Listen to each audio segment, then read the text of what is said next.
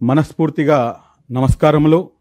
అదేవిధంగా good evening to all of you and సత్ శ్రీ అకాల్ అండ్ ఆల్సో నమో బుద్ధాయ and last but not least అస్సలాము అలైకుం వరహమతుల్లాహి వబర్కాతు. And this is what India is. This is what India is and this is what we are looking for.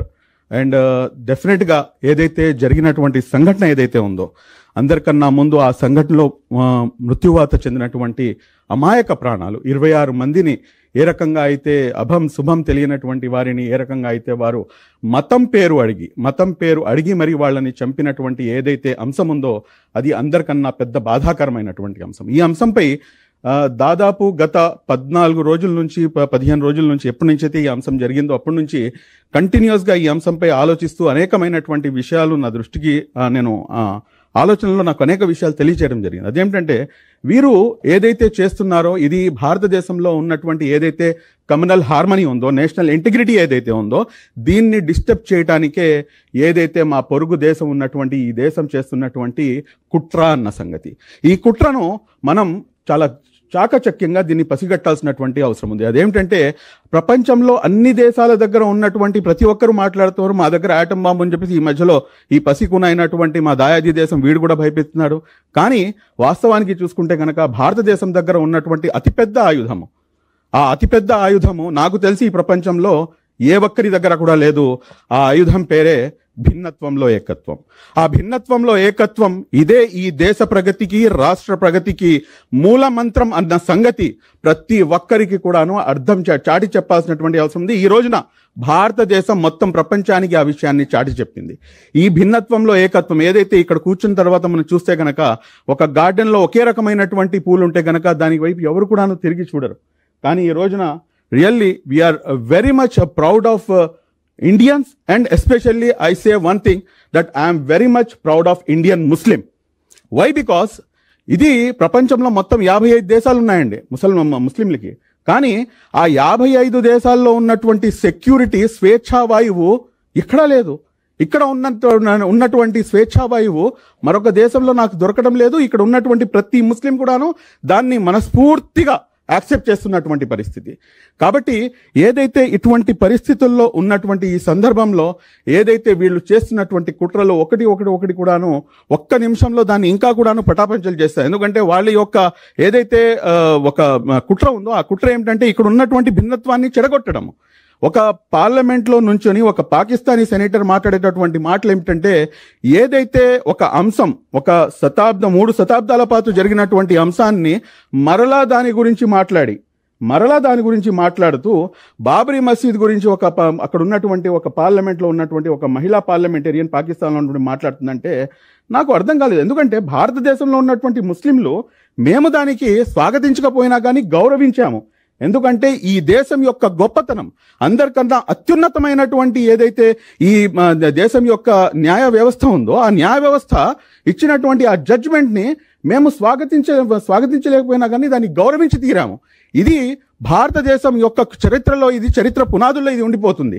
ఇంత పెద్ద అంశం యొక్క అంటారు మీకు ఇది వచ్చిన తర్వాత కూడాను ఎవ్వరు కూడాను రోడ్డు మీదకి రాలేదు. ప్రతి ఒక్కరు కూడాను దాన్ని యాక్సెప్ట్ చేశారు. కానీ ఈ రోజున వాడెవడో అక్కడ కూర్చొని వాడు మమ్మల్ని ఉసుగొల్పుతున్నాడంటే ఏంటి దీని వెనకాల ఉన్నటువంటి మర్మం? దాని తర్వాత అతి ముఖ్యమైనటువంటి అంశం, నాతో పాటు ఇక్కడ సిక్కు సోదరులు ఉన్నారు. సిక్కు సోదరులు మా దేశంపై దాడికి రారు అని చెప్తారు. అంటే ఎందుకంటే ఆ గురునానక్ సాహెబ్ గారు జన్మించినటువంటి స్థలం అది కాబట్టి వారు ఇక్కడికి రారు అని చెప్తున్నారంటే వారి యొక్క కుట్ర చాలా స్పష్టంగా ఉంది. వారు మమ్మల్ని డైరెక్ట్గా ఏమాత్రం కూడాను ఎదుర్కోలేరు. భారతదేశం తెలుసుకుంటే కనుక 24 గంటల్లో మొత్తం అఖండ భారతదేశం వైపుకి మనం అడుగు పెట్టవచ్చు ఇన్షాల్లా. కానీ వీరు చేస్తున్నటువంటి కుట్ర ఏమిటంటే మమ్మల్ని డైరెక్ట్గా ఎదుర్కోలేక ఇక్కడ ఉన్నటువంటి ఏదైతే మతాల మధ్యలో కులాల మధ్యలో ఉన్నటువంటి ఏదైతే మా మధ్యలో ఉన్నటువంటి ఒక మంచి బాండింగ్ ఏదైతే ఉందో ఆ బాండింగ్ని చెడగొట్టాలి, ఏ రకంగా అయినా కానీ చెడగొట్టాలి అనే ఒకే ఒక్క అంశంతో వీరు చేస్తున్నారు. నిన్న విక్రమ్ మిస్త్రీ గారు కూడాను ఇదే అంశాన్ని నిన్న మీడియా బ్రీఫింగ్లో చెప్పడం నిజంగా నాకు చాలా ధైర్యాన్ని ఇచ్చింది. నేను ఈ సందర్భంగా ఏదైతే ఈ జరిగినటువంటి ఈ అటాక్ ఉందో దీన్ని ముక్త కంఠంతో వితౌట్ ఎనీ డౌట్. ఎందుకంటే ఏదైతే మతాన్ని నేను ఆచరిస్తున్నానో ఆ మతం నాకు ఇస్తున్నటువంటి సందేశం అయితే మటుకు ఖచ్చితంగా ఇక్కడ చెప్పాల్సినటువంటి అవసరం ఉంది. నేను 4 అంశాలు మీ ముందు ప్రస్తావించి ఇన్షాల్లా నేను నా ప్రసంగాన్ని ముగిస్తాను. అందరికన్నా ముందు ఇస్లాంలో లా ఇక్రాఫ్ ఆఫ్ ఇద్దీన్, అంటే ఇస్లాంలో ఎటువంటి జబర్దస్తి కూడాను లేదు. వాడు ఇక్కడికి వచ్చి వాడు నువ్వు హిందువా ముస్లిమా అని చెప్పేసి వాడు జబర్దస్తి చేస్తే కనుక వాడు ముస్లిమే కాదు. He is not a Muslim. Number 2, అందరికన్నా పెద్ద అంశం ఏమిటంటే ఏదైతే ఖురాన్ మనం అందరం కూడా దివ్య గ్రంథం అని చెప్పేసి మనం ఇది ఆచరిస్తామో ఇది ముస్లింల సొత్తు ఏ మాత్రం కూడాను కాదు. ఇది మొత్తం మానవాళి కోసం ఇది పంపించబడినటువంటి మార్గదర్శకమైనటువంటి గ్రంథం. ఇది కేవలం ముస్లింల సొత్తు ఏ మాత్రం కూడాను కాదు. ఇది ముస్లింలు కూడాను గుర్తుంచుకోవాల్సినటువంటి అంశం. 3వ అతిపెద్ద అంశము, ఎవరి పేరు తీసుకుంటే కనుక ముస్లిం సమాజం మొత్తం కూడాను తన ధన మాన ప్రాణాలను సైతం కూడాను తృణప్రాయంగా మన కన్న తల్లి పిల్లల యొక్క ప్రాణాలను కూడా తృణప్రాయంగా మేము సాక్రిఫైస్ చేయడానికి సిద్ధమైపోతాము. ఆయన పేరే కారుణ్యమూర్తి మొహమ్మద్ ప్రవక్త సల్లల్లాహు అలైహి వసల్లం. ఆయన కేవలం ముస్లింల కోసం పంపించబడలేదు, ఆయన మొత్తం ప్రపంచ శాంతి కోసం ఆయన పంపించబడ్డాడు. Last but not least 4th, ఏదైతే ఖురాన్ యొక్క 5వ అధ్యాయము 32వ చాప్టర్ సూరే అల్మైదా అంటారండి. ఆ సూరే అల్మైదాలో ఇచ్చినటువంటి ఏదైతే అంశం ఉందో ఇది మట్టుకు ఖచ్చితంగా ప్రతి భారతీయుడికి తెలియాల్సినటువంటి అంశం. ఎందుకంటే ఒక్క అమాయకమైనటువంటి ప్రాణాన్ని హరించినటువంటి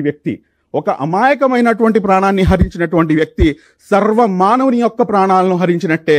ఒక అమాయకమైనటువంటి ప్రాణాన్ని కాపాడినటువంటి వాడు సర్వ మానవుని యొక్క ప్రాణాలను కాపాడినట్టే అని చెప్పేసి చాలా స్పష్టంగా ఖురాన్ తెలియజేస్తుంది.